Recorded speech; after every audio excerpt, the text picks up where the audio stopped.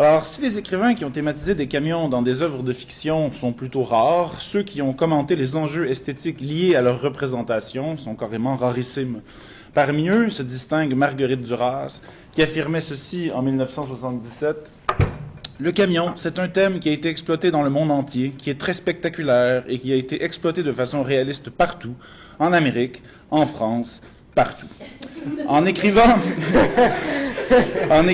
le scénario de son film intitulé Le Camion, Duras avait en tête de renverser ce régime de représentation en dématérialisant la machine mécanique pour en faire une machine essentiellement allégorique.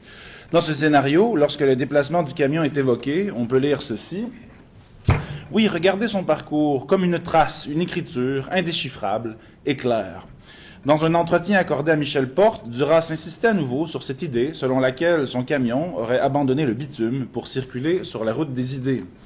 Le camion transporte cette masse-là, tous les cris du monde, comme si ça pouvait se mesurer, se peser, 32 tonnes d'écrits.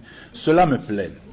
Les remarques qui insistent toutes sur la dimension scripturale du camion font presque oublier que Le Camion, c'est d'abord un film, mais un film qui, justement, comme l'écrit Julie Beaulieu, je la cite, repose sur son texte et est essentiellement livresque en ce qu'il raconte, par sa lecture, ce qu'aurait été le film si le contenu avait été montré.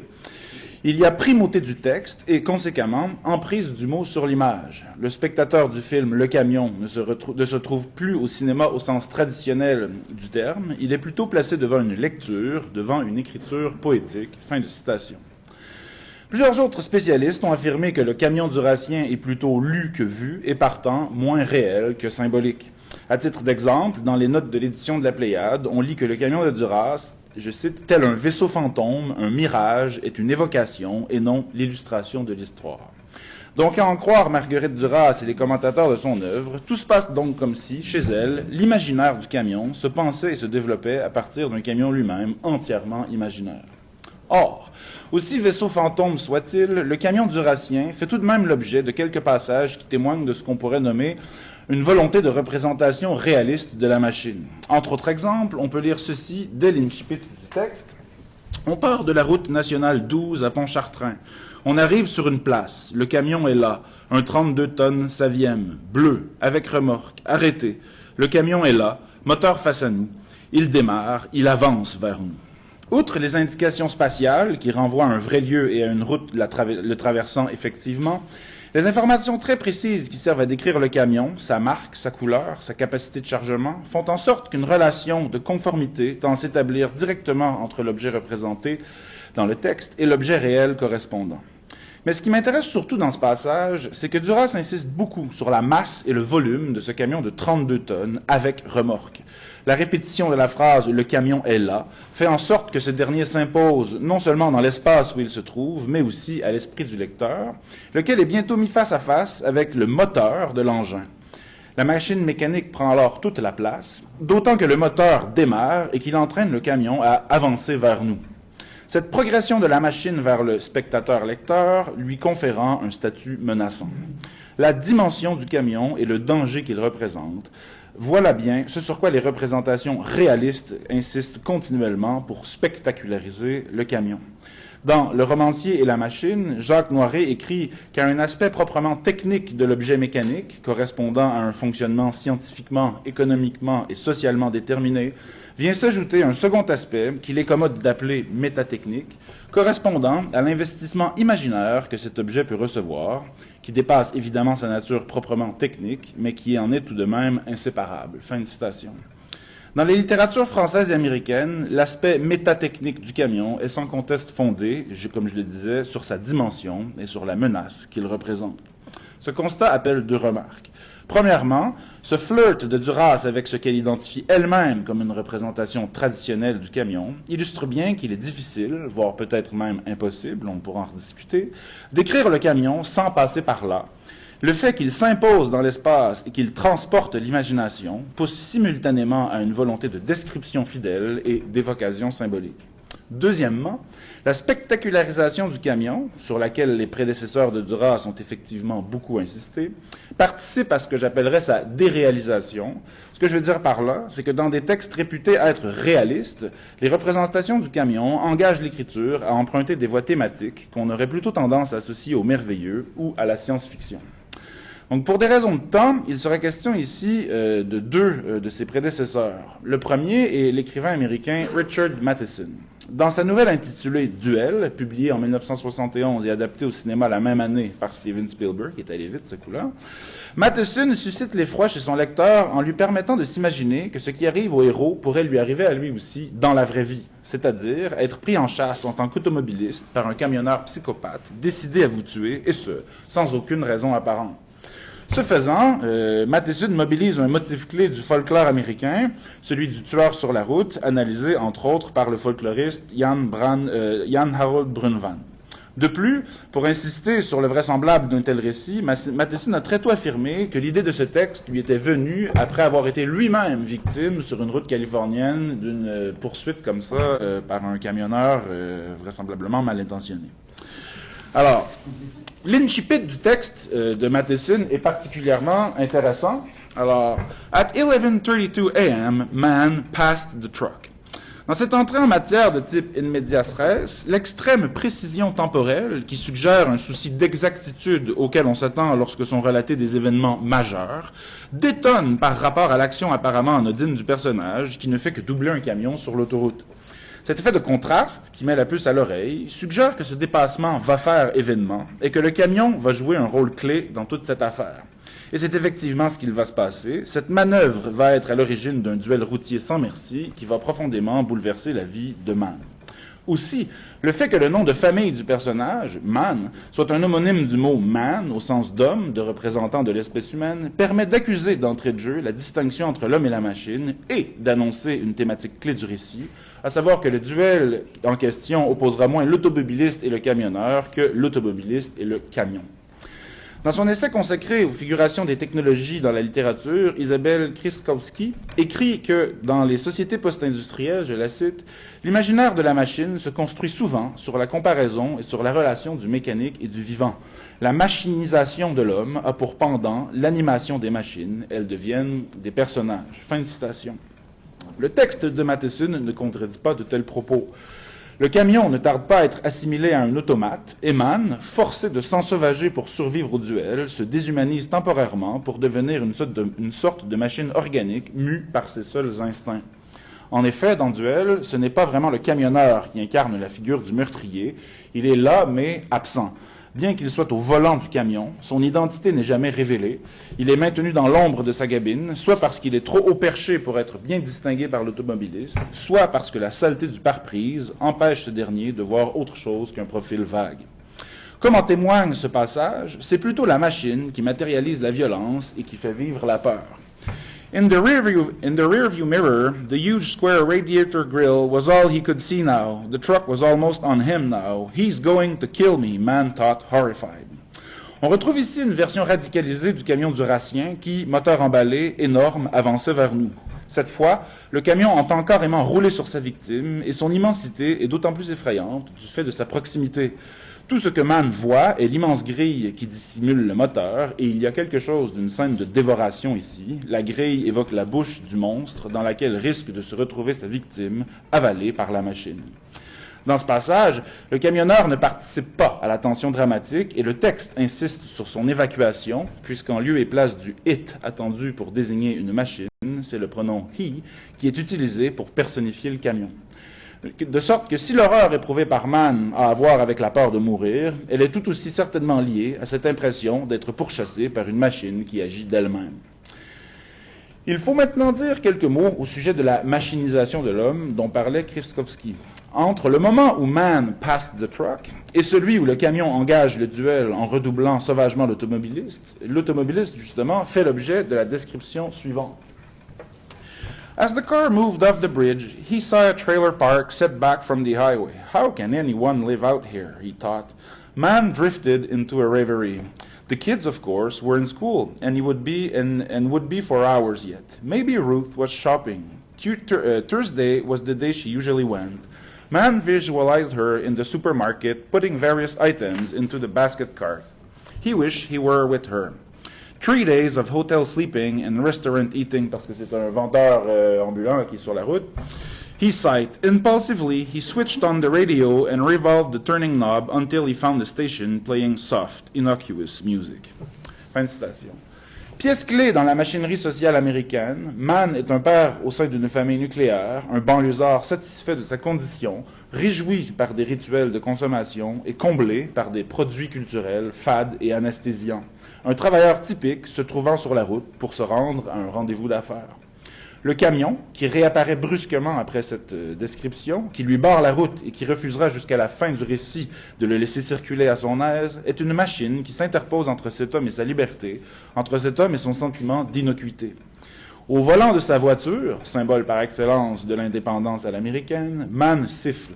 Alors, c'est une citation que j'ai pas mis, mais c'est écrit « He whistled softly as the tires were making a crisp sound on the pavement. » À ses oreilles, le son produit par les roues de sa voiture filant sur la route a quelque chose de frais, de rafraîchissant. Ça peut être une traduction de crisp. Il avance donc confiant. Le camion qui va le forcer à repenser son contentement est un engin rouillé, sale, tout droit sorti d'un autre temps et décrit de manière à évoquer une usine. Ça, vous l'avez ici, ouais. He could see that it was not a new rig, but was in need of renovation, its tanks painted in cheap-looking silvery color. His gaze shifted from the word flammable printed across the back of the trailer tank, red letters on a white background. He grimaced at the smell of the truck's exhaust and looked at the vertical pipe. It was spewing smoke, which clouded darkly back across the trailer. Doit-on en conclure que Matheson cherche par là à métaphoriser un duel de classe? Je ne le pense pas, essentiellement parce que, comme cela a été dit tantôt, la figure du camionneur est très peu développée et maintenue dans l'ombre tout au long de la nouvelle. Ce vieux camion symbolise plus généralement l'anormal qui surgit dans la normalité et qui vient la bouleverser. C'est une vieille force brute qui jaillit dans le présent et qui se comporte comme dans le passé, selon cette loi qui est celle du plus fort, non pas au sens économique, mais au sens physique de l'expression.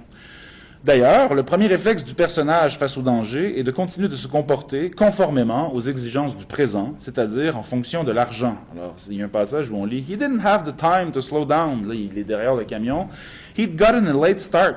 Keeping it at 55 all the way, he'd just make his afternoon appointment. No, he'd have to pass. » Puis, une fois qu'il comprend que ce camion va s'obstiner dans sa volonté de le tuer, Mann s'ensauvage progressivement. Le moteur du camion se met à rugir à ses oreilles, il est question du roar of the truck motor, et la machine s'animalise littéralement. Alors, he visualized the truck as some great entity pursuing him, insentient, brutish, chasing him with instinct only. Bête et méchante, toute la mécanique est au service de la mort et Mann finit par envisager à son tour la transgression de ce grand interdit moral et légal qu'est le meurtre. Mann's heart contorted with savage hatred. You son of a bitch, he thought. God damn you, I'm going to kill you if it's the last thing I do. Et la fin de la nouvelle témoigne bien du fait que le son of a bitch à mettre à mort est encore une fois ici moins le camionneur que son camion. He was just in time to see the truck capsize like a thundering ship. Then emotion came. It was a primeval tumult in his mind, the cry of some ancestral beast above the body of his vanquished foe. Le corps finalement abattu au terme de la lutte n'est autre que la carcasse du camion échouée au fond du ravin. Alors, le camionneur mathésonien, le camion plutôt mathésonien, que le texte de la nouvelle présente comme une machine dangereuse et autosuffisante, tout en respectant les conventions du vraisemblable en régime réaliste, c'est-à-dire en n'allant pas jusqu'à suggérer qu'il n'y a personne derrière le volant, flirte avec un motif récurrent de la science-fiction qui est celui de la révolte des machines. Il s'agit d'un texte fondateur du corpus américain, car il introduit ce qui sera par la suite récupéré et radicalisé dans l'immense majorité des productions littéraires et cinématographiques consacrées aux poids lourds et à leurs chauffeurs, lesquelles sont le plus souvent effrayantes et violentes. Entre autres exemples, dans l'hommage non dissimulé à Duel qu'est la nouvelle Trucks de Stephen King, publiée en 1979, des camions meurtriers conduits par une énergie inconnue écrasent et tuent tout être humain sur leur passage. Ou, dans le film Road Train de 2010, le réalisateur Dean Francis met en scène un camion assassin qui roule par ses propres moyens et dont le moteur est alimenté par le sang de ses victimes. Alors, ça peut aller loin. Or, il existe un autre récit camionnistique, d'origine française celui-là, écrit presque 20 ans avant la nouvelle de Matheson, qui annonce tout ce dont il vient d'être question. Il s'agit du roman Le salaire de la peur, de Georges Arnaud, publié en 1952, et lui aussi très rapidement adapté au cinéma par Henri-Georges Clouzot en 1953. Ce roman sombre raconte l'histoire d'hommes désespérés, échoués en Amérique du Sud, et qui risquent le tout pour le tout en acceptant, moyennant une paix généreuse, de conduire des camions chargés de nitroglycérine sur des routes difficiles pour le compte d'une compagnie pétrolière américaine. Chez Arnaud, la relation homme-machine est moins pensée comme un duel à mort que comme une entreprise de suggestion qui ne consacre pas toujours l'homme dans le rôle du dominateur. S'il arrive à ce dernier de dompter sa machine, c'est la citation suivante, « Le camion est une bête rétive qui ne veut pas aller où son maître l'entraîne. Lève le nez, baisse le nez, gros mufle court qui brille même la nuit, grogne et gronde, mais ne rue pas. Le camion se cabre, hésite, gronde, obéit, moins fort que l'homme. » Le scénario inverse est tout aussi possible. Il y a un univers dont le camion est le maître. Chacun son tour, fredonne le moteur à bouche fermée. Le camion a des bottes et une cravache, et il fait suer sang et eau à son bétail d'hommes. Alors, au sujet de ces deux citations, dans lesquelles le camion est alternativement animalisé et anthropomorphisé, je dirais deux choses. D'abord, en travaillant autour des motifs du cheval et de l'écuyer, elle préfigure ce qui sera appelé à devenir un leitmotiv de l'imaginaire du routier américain, soit celui du camionneur considéré comme cow-boy moderne.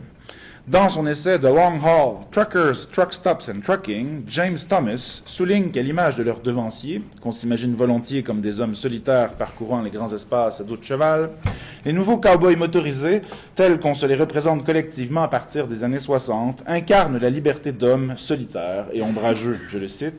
Here is a breed of rugged individuals conquering wilderness, fighting bad roads, the elements and machines, and who reflect mobility, the great American pastime. Fin de citation. Ensuite, dans les deux citations qui sont à l'écran, mais peut-être plus particulièrement dans la seconde, le camion est carrément doté d'une conscience qui lui permet de savourer la perspective de sa revanche sur l'homme. Elle lui inspire un fredonnement à bouche fermée qui n'a rien d'inoffensif, évoquant plutôt les bruits émis par un moteur sournois, par une machine retorse. Et c'est ce qui me conduit à cette dernière citation, qui évoque le moment où Gérard, le seul camionneur à s'être rendu à destination sans exploser, décide, en dépit de la fatigue, de la nuit qui descend et de la dangerosité du chemin à parcourir, de repartir illico vers son point de départ afin d'encaisser son chèque et de quitter le pays au plus vite. C'est donc quand il n'y a plus de marchandises à convoyer, quand l'homme se retrouve vraiment seul à seul avec sa machine, que le drame final peut survenir. Cette fois-ci, la citation est un peu longue. Donc reste entre les mains de l'homme, rendu confiant par sa récente victoire, une arme précise. C'est à coups de paume, à coups de poing, que le levier de vitesse vole de logement en logement, poussé, jeté au fond de son enclenchement. Les pneus, le différentiel se plaignent, gémissent, crient, hurlent, laissant les 200 chevaux gueulent à l'unisson. Entre les doigts serrés de Gérard, le volant se fait vivant, intelligent. Le châssis, les ressorts, la caisse même gênent sous la secousse, à court grognement, mêlé de petits cris suraigus. Un nouveau coup d'accélérateur arrache au moteur un hurlement de cyclone. Un cardan vient de sauter à la transmission. Le camion s'échappe. Tu as beau t'accrocher au volant, Sturmer, ton effort n'est plus utile. Le camion plonge dans le ravin. Il tournoie, se disloque pendant sa chute, perdant des pièces avant l'écrasement final. Sturmer est resté cramponné au volant. Alors, dans tout ça, il y a plusieurs choses qui m'intéressent. La première, c'est que la violence des gestes de l'homme, qui bat littéralement son camion, fait en sorte que la machinerie se détraque et qu'elle jette, ces derniers cris de douleur. Je ne reviendrai pas sur tous les différents types de cris qui sont énumérés là, qui rendent d'ailleurs le texte par moments un peu lourd. L'écriture de cette scène finale permet à la fois de suggérer une perte de contrôle, un dérapage fatal dont le camionneur serait responsable, et une révolte du camion, que son volant, qualifié de vivant, mais surtout d'intelligent, choisirait de propulser au fond du ravin. En s'échappant, puis en plongeant, tout se passe comme si c'était le camion qui décidait d'en finir par lui-même, ce geste autodestructeur pouvant être interprété comme l'ultime recours de la machine pour se débarrasser de son bourreau et comme un moyen de mourir dignement, se supprimer plutôt que d'être mutilé, un cardan vient de sauter à la transmission, puis finir à la casse.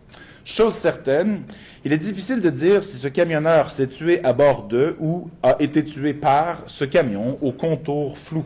Mi-machine matérielle, étrangère à la vie, mi-machine automate, qui, selon la définition qu'en donne Jean-Claude Bond dans L'automate et ses mobiles, je le cite, donc la machine serait à elle-même son propre principe de mouvement, ce qui suppose l'adéquation de sa causalité et de sa finitude. Enfin, pour terminer, j'aimerais revenir sur le commentaire émis en 1977 par Duras, où elle affirmait qu'à cette date, cinématographiquement, le camion avait été exploité de façon réaliste partout, en Amérique, en France, partout. Donc, en regard des deux récits qui ont été abordés ici rapidement et qui sont à l'origine de deux de ces films réalistes dont parle Duras, force est de constater que dans le domaine littéraire, l'esthétisation du camion problématise le réalisme et crée un flou générique. L'automatisation de la machine, que les deux textes ne manquent pas de suggérer, permet l'introduction du surnaturel dans des cadres spatio-temporels pourtant définis comme étant naturels. Aussi, le fait que Duras mentionne l'Amérique avant la France et l'ailleurs dans son commentaire permet de présupposer qu'à ses yeux, les films américains mettant en scène des camions seraient quantitativement plus nombreux, mais aussi que le symbole camion serait peut-être avant tout essentiellement états-unien. Or, les textes dont il a été question ici indiquent que ce serait plutôt un écrivain français qui aurait été le premier à se saisir des thèmes clés qui vont par la suite forger l'imaginaire du camion Made in USA, à savoir celui d'une machine immense, menaçante et partiellement vivante. Mais au-delà de ces questions, au-delà en fait de cette question qui est de savoir qui est le grand précurseur, il me semble plus pertinent de signaler qu'indépendamment des frontières nationales, une telle thématisation du camion signifie, aussi bien esthétiquement que socialement, des deux côtés de l'Atlantique, et qu'elle permet, d'un côté comme de l'autre, d'aborder des problématiques étrangères au camion à proprement parler. Chez Arnaud, où le camion apparaît alternativement comme une machine conduite par son chauffeur et comme une machine conduisant inéluctablement celui qui la pilote vers la catastrophe, écrire le camion, c'est penser à l'aller le risque salarié, mais aussi au retour le salaire de la peur, qui est de mourir d'intrépidité. Une fois le camion déchargé de sa nitroglycérine, c'est le camionneur qui devient pour lui-même explosif, qui se montre incapable de saisir sa soudaine liberté. Étourdi par ses prouesses techniques et la perspective d'un bonheur vécu loin de l'enfer duquel il se croit déjà sorti, le héros se perd alors qu'il avait tout gagné. Chez Matheson, la représentation du camion, pensée comme machine menaçante et vivante, n'est pas, comme on l'a vu, complètement étrangère à la question du travail. Mais le fait que le héros mathesonien se trouve hors du camion, qu'il soit moins directement lié à la machine et à son fonctionnement, est ce qui permet au récit de proposer une réflexion plutôt dérangeante sur les engrenages de la vie rangée ou sur les effets pervers de la routinisation de l'existence. Le surgissement de la machine conduit Mann à effectuer un bref voyage dans le temps, une sortie hors du présent qui l'entraîne à vivre momentanément dans un passé sans foi ni loi, où il est contraint de se déciviliser pour survivre. Mais si Mann doit lutter contre son désir et son besoin de vivre dans un monde policé avant de se laisser emporter par cette sauvagerie dont il ne se croyait d'ailleurs pas capable, il faut convenir que cette lutte à mort dans laquelle il s'engage est aussi pour lui un retour à la vie, un accomplissement extraordinairement signifiant, survivre, dans une existence d'ordinaire consacrée à la bonne marche de l'extraordinairement banal, vendre. Le cri de victoire par lequel se clôt la nouvelle de Matheson témoigne bien de la fierté éprouvée par cet homme moyen étant parvenu à s'élever au rang de prédateur dominant. Merci pour tout.